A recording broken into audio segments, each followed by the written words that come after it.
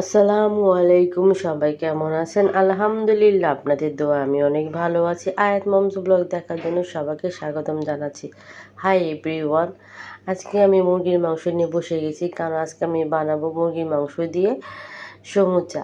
তো কিভাবে আমি সমুচা বানাই সেটাই আপনাদের সাথে শেয়ার করলাম, কিংবা আমি রোজার মাসে কিভাবে খাইলাম সমুচা বানিয়ে, সেইটাই আর কি। দিয়ে দিলাম লবণ আর আদা রসুন।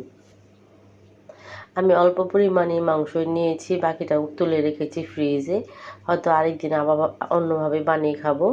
দিয়ে দিলাম হলুদ গুঁড়া, মরিচের গুঁড়া, দিয়ে দিলাম হালকা একটু গোলমরিচের গুঁড়া, জয়ফল দত্তি কিন্তু আমি দিয়ে দিলাম এখানে,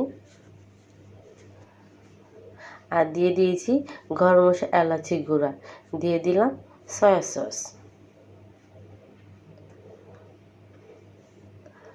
এই যে সয়া সস, আর আমি দিয়ে দিয়েছি অল্প পরিমাণ তেল, সেটা ভিডিও করতে পারিনি, দুঃখিত।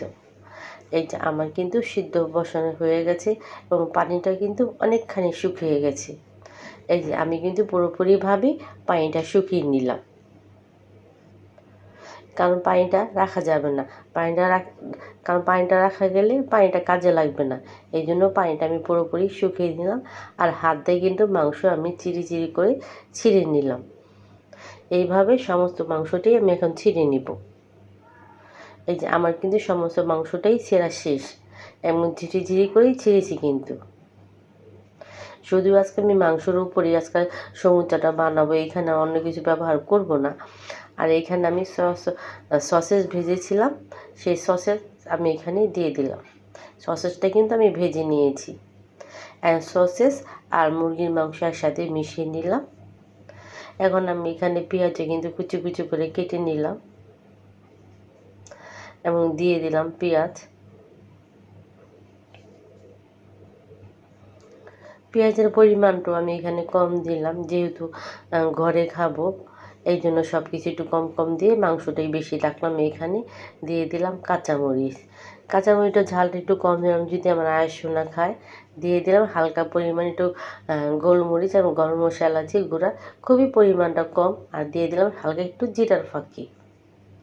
এখানে আমি আরও অনেকগুলো মশলা অ্যাড করতে পারতাম, কিন্তু আমি নর্মালভাবে খেতে চেয়েছি, এই জন্য নর্মালভাবেই বানিয়ে নিলাম।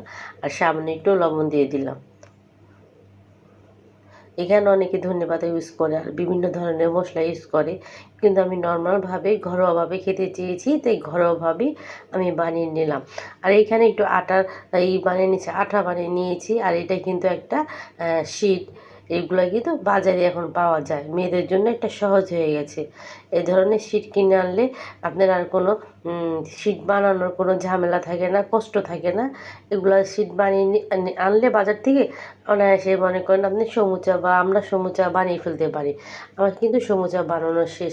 আসলে একা হাতে করা তো, হাতে বাবা আজকে ভিজি কাজ করতেছে, সে আমাকে হেল্প করতে পারতেছে না, যেই কারণে আমিও একা হাতে করতেছি। যে শীটটা বানানোর সময় রোলটা খোলা বানানোর সময় বা শীটটা খোলার সময় আমি দেখাতে পারলাম না, তবে আমার সমুচাটা পুরোপুরি রেডি হয়ে গেছে।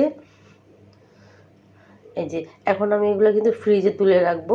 আমি এতগুলো তো আর একসাথে খাবো না, এখানে সব 15টার মতো আছে, হয়তো আমি 3-4টা ভাজবো বা 5টা ভাজবো, এরকম। এতগুলো তো আর লাগবে না, যেহেতু আমরা দুজন মানুষ, আয়সনা খায় না না খায় সেটা চিন্তা করে তো আর ভাজা যাবে না, কারণ তখন আর সেগুলো আবার রয়ে যাবে। যেহেতু রোজার মাস, কেমন হলো অবশ্যই কিন্তু কমেন্ট করে জানাবেন। সবাইকে অনেক অনেক ধন্যবাদ। আসসালামু আলাইকুম, আল্লাহ হাফেজ।